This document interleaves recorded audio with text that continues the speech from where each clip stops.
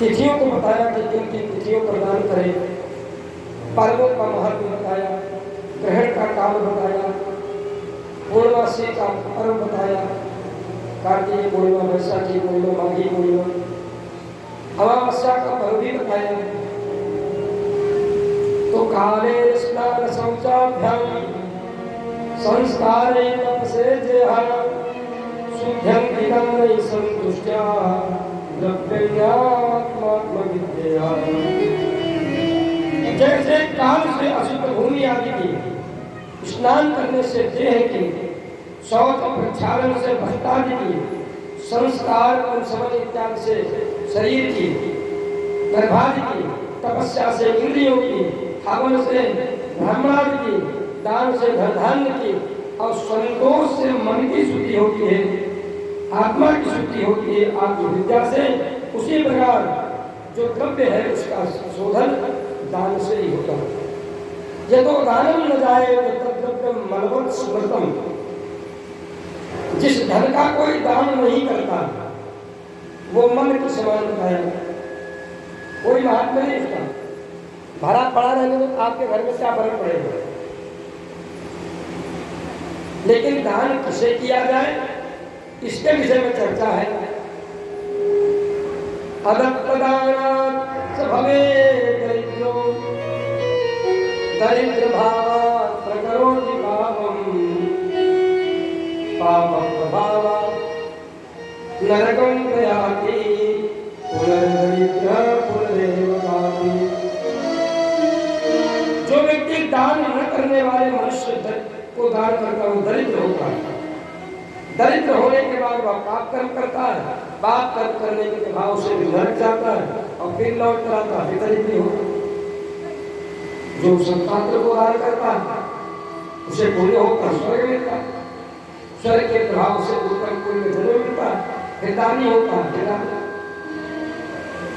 क्योंकि कलयुग में एन तेन विधि दीने दान करे कल्याण। कलयुग में दान के अतिरिक्त और कुछ भी योग यज्ञ साधन है नहीं। केवल कलयुग में दान ही साधन है।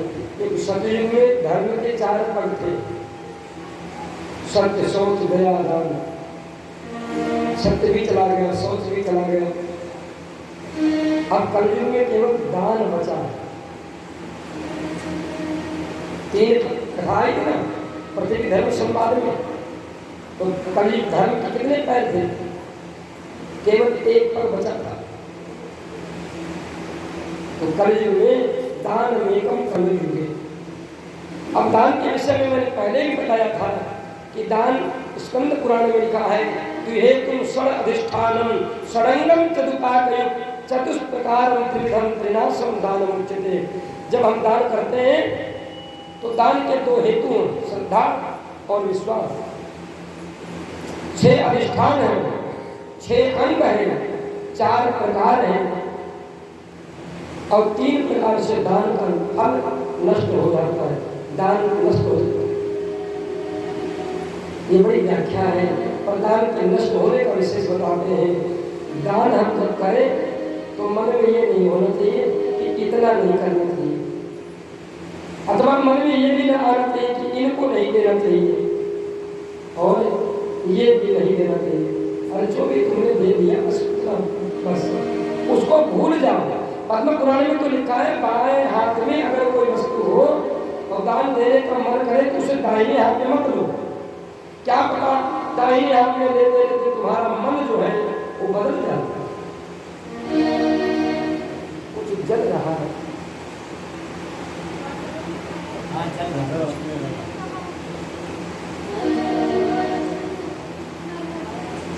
पता नहीं बाम हाथ से दाहिने में आते आते मन बदल जाएगा, इसलिए दान चढ़ाया वैसे ही दे दो। नंद बाबा ने खूब दान किया। याचता नहीं याचन्ते बोधयन्ते गृहे गृहे दानम प्रतिदिनम कुर्यात् मदातुर्गतिर्दृशि दीयताम नित्यम अदातुर्गतिर्दृशि। दान प्रतिदिन करो।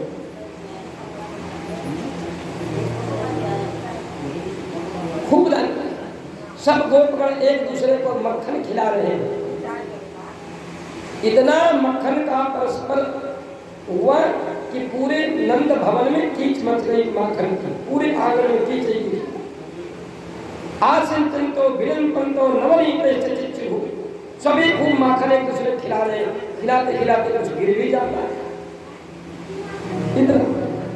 लेकिन गोकुल में एक दिन नंद बाबा अपने गोकुल वासियों को साथ में लेकर के महाराज कंस का कर चुकाने के लिए चले। भाई दे नहीं तो इनकम चोरी में पकड़े जाओगे।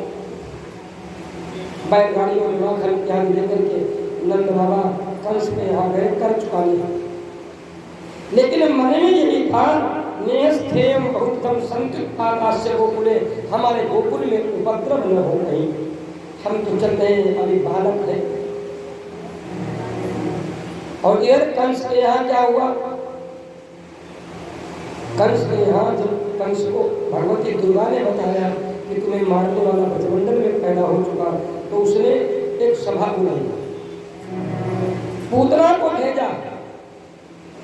मजे की बात तो यह है कि रामावतार में भी भगवान ने सबसे पहले अबद्ध स्त्री का ही वध किया। धर्मम दम्मम धर्मस्य भक्ता हम करता परिमोदिता, भगवान का वचन है। और वही भगवान कहते हैं कि स्त्री का वध नहीं करना चाहिए, पर रामावतार में मर्यादा पुरुषोत्तम राम के रूप में भी सबसे पहले ताड़का का वध किया। और द्वापर में जब अवतार हुआ तो सबसे पहले पूतना का वध किया, ये भी स्त्री है। अच्छा, भगवान के अवतार का प्रयोजन क्या है? कर्म सृष्टि लक्षण, ये तो कर्म है। सृष्टि का लक्षण क्या होगा? 5 महाभूतों से जिनसे शरीर का निर्माण होता है, जब वो 5 महाभूत मलिन हो जाते हैं, गंदे हो जाते हैं, प्रयोजन के हीन हो जाते हैं, प्रयोग करने लायक नहीं बचते, शरीर का निर्माण होगा। और कोई मटेरियल खराब है तो शरीर कैसे बनेगा?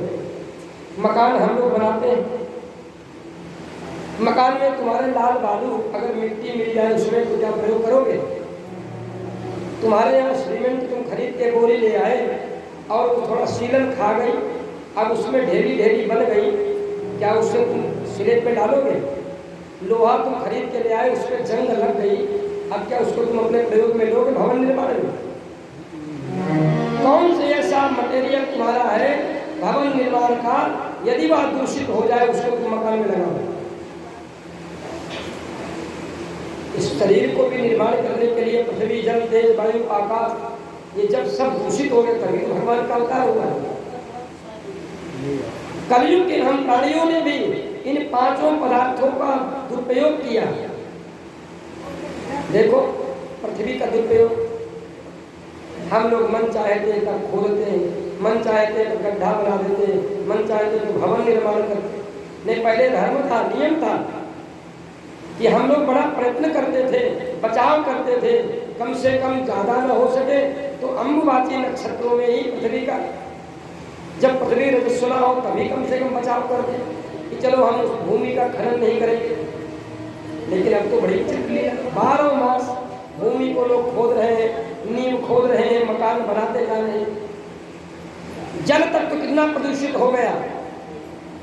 पहले एक गांव में 2-4 नारा होते थे जिसको हम लोग कुआं कहते हैं, पूरा गांव पानी पीता था। अब इतना जल दूषित हो गया कि हम लोग अपने अपने घरों में आरओ लगवाए बैठे हैं, आरओ का पानी पीते हैं, प्यूरीफायर करके पवित्र करके।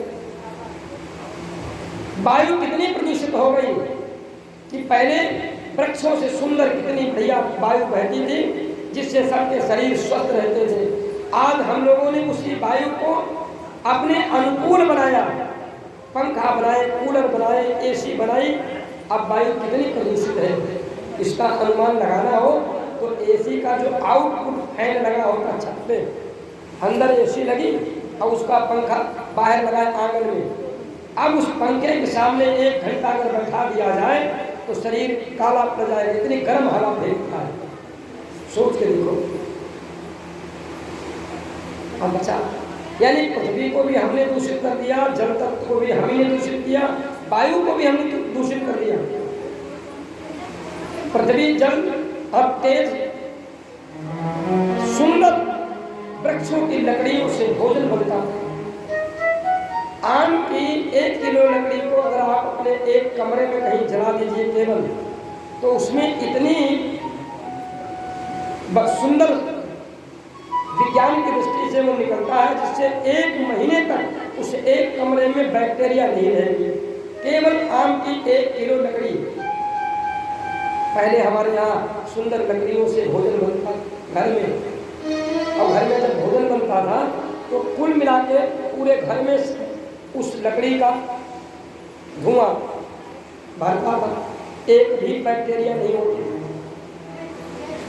अब क्या हो रहा है, गैस पे भोजन बन रहा है, तो हमने अग्नि तत्व को भी दूषित किया, आकाश तत्व को भी दूषित कर दिया। लोगों के मकान तो कच्चे थे पहले, पर ईमान सभी के पक्के थे। अब मकान पक्के हो गए हैं और ईमान सभी के कच्चे हैं। जब मकान कच्चे थे तब सबके ईमान पक्के थे, अब मकान पक्के हैं पर ईमान सबके कच्चे हैं। अब हम छत के नीचे रह रहे हैं। आकाश माने जो सबको आनंद देने वाला, और आज वो आकाश सिमट कर हमारी छत के रूप में रह गया है। हम छतों के नीचे रहे। अब जब ये 5 तत्व दूषित हो गए, तब भगवान ने अवतार लिया, उसी को शुद्ध करना है। तो पूतना को कंस ने भेजा कि पूरे ब्रह्मंडल में 1 मास के उत्पन्न हुए सभी बालकों को मार दो, उन्हीं में वो हमारा शत्रु भी मर जाएगा। नंदन पशिपते शौरी नमसेति विचिन्तयन् हरिं जगाम शरणं उत्पादकम संविदा। नंद बाबा ने कंस का कर चुकाया, वसुदेव जी से मिले। वसुदेव जी ने से कहा, बाबा आप जल्दी से यहाँ से निकल। हमारे पुत्र ने मैंने बताया है कि कंस 1 महीने के छोटे छोटे बालकों को मारने के लिए पूतना नाम की राक्षसी को भेजते। अब वसुदेव जी ने नंद बाबा को बता तो दिया, पर मथुरा से जब तक नंद बाबा गोकुल आते, इतने काल में वो घटना घट गई।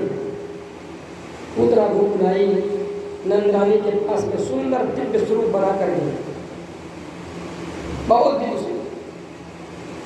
पूरी गोकुल की जितनी गोपियां थी वो पहचान ही नहीं पाई कौन है ये।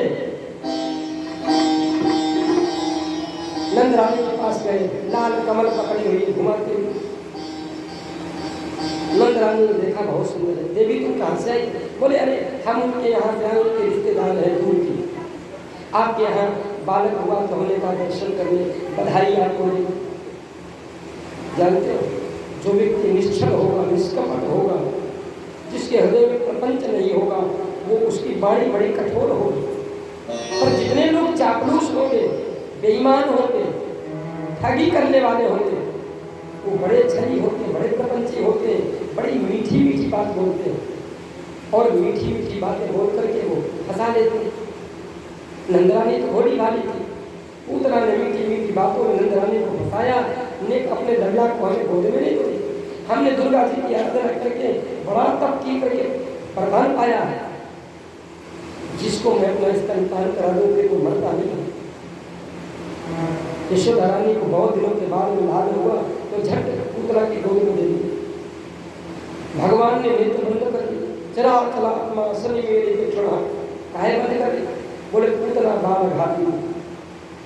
हम आए थे व्रत में माखन मिश्री खाने के लिए, और ये पूतना आगे जहर पिलाने के लिए। सो भगवान भोले बाबा के याद करते करो, हम तो माखन मिश्री खाने आए और जहर पीने का अभ्यास आपका है।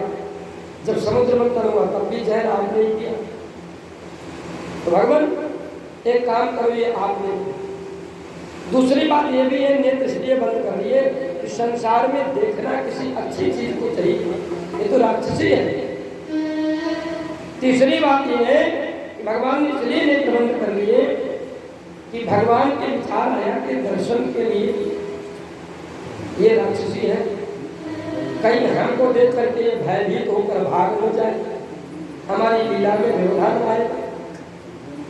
भगवान ने इसलिए भी नेत्र बंद कर लिए कि अल्पकाल की बाल भीरुत्व के कारण मानो अपने को भयभीत दिखा रहे हैं, इसलिए ने तुरंत कर लिया। और जब एक बात ये भी है कि प्रीति नयन योग रहता है, आँख से आँख जब मिलती है तो प्रेम हो जाता है, फिर प्रेमी को मारा कैसे। एक भाव ये भी है, मातृभाव दर्शित आया लज्जा निमत्ते, माँ बनकर स्तनपान कराने आई तो भगवान को लज्जा आ रही है कि माँ बनकर आई तो उसे हम मारेंगे कैसे। लेकिन जब पूतना ने स्तन रखा तो भगवान ने स्तनपान करना शुरू किया, दूध पान कर लिया। प्राणों को जब पीने लगे तब आसुरी प्रवृत्ति में प्रकट हो गई। विशाल राक्षसी का रूप कन्हैया को लेकर आकाश मंडल में जब उड़ी और चिल्ला रही है, समुञ्चमुञ्चालमिति प्रभासिनी निष्पीड्यमानाखिल जीव मर्मणि विवृत्तनेत्रौ चरणौ भुजौ छोड़ दो कूदना कूदना। मानो भगवान कहते हैं हम किसी को पकड़ते नहीं, और जिसे हम पकड़ते हैं फिर उसे हम छोड़ते नहीं। उसकी परछाई को अनुसरण करके सभी गोकुलवासी भाग रहे पीछे पीछे। भगवान ने ले जाकर पूतना को जो राज बगीचा था उसी बगीचे के ऊपर पटका, प्राण रखे हुए। गोकुलवासियों ने दौड़ करके पूतना की छाती से कन्हैया को उठाया, गैया की पूंछ लेकर के झाड़ा लगाए, कहीं मेरे लल्ला को कोई जादू टोना तो नहीं लगे। पूंछ पकड़ के गाय की और झाड़ नहीं है नंदरानी। इंद्रियाणि हृदीकेश प्राणान् नारायणोऽवतु श्वेतद्यूपपरिचित्तं मनोयोगेश्वरोऽवतु। अब अगर आप लोगों के किसी के बच्चे को नजर लग जाए तो गैया की पूंछ से झाड़ देना, गाय का गोबर उसके मस्तक पर लगा देना, गोमूत्र से कभी कभी उसको स्नान करा दिया करो। गोबर गोमूत्र से स्नान करो तो बच्चे को नजर वैसे भी नहीं लगती। गोबर का टीका मार दो नजर कोई मार ही नहीं सकता। लेकिन इतना जरूर ध्यान रखना, गैया हो तो देसी हो और लात न मारती हो। एक लात मारी तो बात बिगड़ जाएगा। तुमने पूंछ पकड़ी, उसने लात मारी तो हाथ में परस्पर की स्थिति आ सकती है, क्योंकि देशी गाय बहुत देर लात मारती। इसलिए सावधानी को प्रमुखता से ध्यान रखना। नंद बाबा उधर से आ रहे, इधर से पूतना के गोपगणों ने शरीर के 7 टुकड़े किए, चिता बनाई और उसको अग्नि के समर्पित कर दिया। उसके देह से इतनी सुगंधित निकली कि सारे ब्रजमंडल में फैल गए। गुप्तचर ने जाकर कंस को खबर दी, महाराज पूतना मारी गई। अच्छा पूतना कौन थी? पूर्व जन्म में राजा बलि की पुत्री। जब भगवान वामन के रूप में बलि के द्वार पर गए तो राजा बलि की पुत्री का नाम था रत्नमाला। मन में भगवान को देखकर कहती है, अगर मैं माँ होगी और ये मेरा पुत्र होता, मैं इसको स्तनपान कराती तो मेरा सौभाग्य कितना अच्छा। भगवान ने कहा था। और जब भगवान ने राजा बलि को बांध लिया रस्सियों में, तब वही रत्नमाला कहती, ऐसे पुत्र को तो जहर ही पिला दे। भगवान ने कहा था। तो भगवान ने उसके दोनों मरोड़ तोड़ किए। माँ बनकर आई, स्तनपान भी किया और दूध भी पान कर लिया। फिर कहते हैं पूतना कालभीरु नाम। आनंद रामायण के अनुसार जो कैकेयी की दासी मंथरा थी ना, वो मंथरा ही पूतना बनकर के आई। उसके बाद आदि पुराण के अनुसार कालभीरु नामक ऋषि की जो कन्या चारुमती थी, उसका विवाह कक्षीवान महात्मा के साथ में हुआ। अब महात्मा कक्षीवान पांडित्य कर्म करते थे, पूजा पाठ कराने के लिए महीने 2 महीने के लिए बाहर चले गए। तब तक उनकी पत्नी का संबंध एक शूद्र के साथ हो गए। जब लौट कर आए तो देखे वो गर्भवती है। उन्होंने पूछा कि ये पुत्र किसका है, तो वो झूठ बोलती, आपका ही तो है। जब आप गए थे उसी समय आप मेरे पेट में आ गया। महात्मा ने देखा कि मेरे को गए हुई तो धीरे धीरे साल भर होने जा रहा और 9 महीने में बच्चा पैदा हो जाता। यदि मेरा था तो अब तक तो कम से कम 3-4 महीने का हो ही जाता। फिर पूछा, देवी सत्य सत्य बोली। फिर भी वो जब सत्य नहीं बोली, नहीं आपका ही है। तब महात्मा कक्षीवान ने कमंडल से जल लिया अरे राक्षसी नहीं, तू राक्षस जैसा व्यवहार करती तो राक्षस ही हो जा। वही महात्मा कच्छीपाल के साथ से वो राक्षसी हो गई। चरणों में गिरी, भगवान हमने झूठ बोला, हमारा उद्धार कैसे होगा? तो जाओ द्वापर में भगवान कृष्ण को तुम स्तनपान कराओगी, उसी से तुम्हारा उद्धार होगा। आगे शक्रासुर को भेज, शक्र माने बैलगाड़ी, बैलगाड़ी वाला कोई राक्षस नहीं था। बैलगाड़ी कोई राक्षस होता? अरे वो एक असुर था जो बैलगाड़ी पर आके बैठा भगवान को मारने के लिए, और भगवान ने उसको मार दिया, इसलिए उसका नाम शक्रासुर पड़ गया। अच्छा, ये था कौन? तो कहते हैं शक्रासुर हिरण्याक्ष का पुत्र था, इसका नाम था उत्कर्ष। महर्षि दोनों के हिसाब से शरीर पाप हो गए, चरणों में गिरा। भगवान ने कहा जाओ तो आप कृष्ण के चरण रज तुम्हें जब प्राप्त होगी तो उद्धार होगा। बैलगाड़ी में बैठा जब दबाने लगा तो भगवान ने एक लात मारी, सोई बैलगाड़ी ऊपर गई, नीचे गिरी, प्राण रखे उड़ गए, लोमस का श्राप से उद्धार हो गए। उसके बाद में कृणावत को भेजा। कृणावत पांडव इसका प्रभावशाली राजा था, इसका नाम था तारत्राक्ष। लेकिन गंधमादन पर्वत पर बैठा था, दुर्वासा ऋषि तपस्या कर रहे थे, पत्नियों के साथ में वहां पर विहार कर रहा, सुंदर गाय इत्यादि हो रहा। दुर्वासा समाधि टूटी, उन्होंने श्राप दे दी, तू असुर हो जा। वही बेचारा गुणावर्त हो गया। प्रार्थना की, ब्रह्मवैवर्त पुराण में कथा आती है, महात्मा कहते हैं दुर्वासा जी, जब द्वापर में भगवान का अवतार होगा तो तुम उस समय वहां मारने के लिए जाओगे और उन्हीं की कृपा से तुम्हारा उद्धार हो जाएगा। अब भगवान थोड़े से बड़े हो गए, इतने बड़े हो गए कि एक दिन भगवान ने पहले पहले मिट्टी खाई। ये पहला पृथ्वी तत्व तो पहला है ना, तो भगवान ने पृथ्वी तत्व को शुद्ध करने के लिए पहले मिट्टी खाई। और जब मिट्टी खाई तो गोपकर्ण ने देख लिया, दौड़ कर आए, मैया तेरे लाला ने भजरज खाई। यशोदा के लाला ने ब्रजरज खाई। समय का अभाव है, एक आदमी। तो भगवान यशोदा के सामने खड़े हैं। यशोदा जी कह मुंह खोलो। यशोदा जी के सामने भगवान ने मुंह खोला तो सकल ब्रह्मांड का दर्शन हुआ। खंडोदशी ज्योतिर्नी कमाया सुरेंद्र वन्य सुतराम नित्यम दीपान निवास बनानी भूतानी यानी स्थिर जगमा। सकल ब्रह्मांड का दर्शन हुआ। यशोदा ने आंख बंद कर, और भगवान जानते क्या कहते हैं? ना हम भक्षितवान अम्ब सर्वे मिथ्याभिशंसिनः यदि सत्य वचन तरहि समक्षम पश्य मे मुखम। हमने मिट्टी खाई नहीं, एकदम झूठ बोल रहे हैं,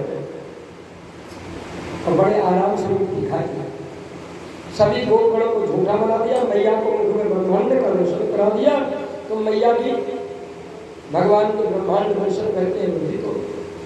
आगे चलकर भगवान अब इतने बड़े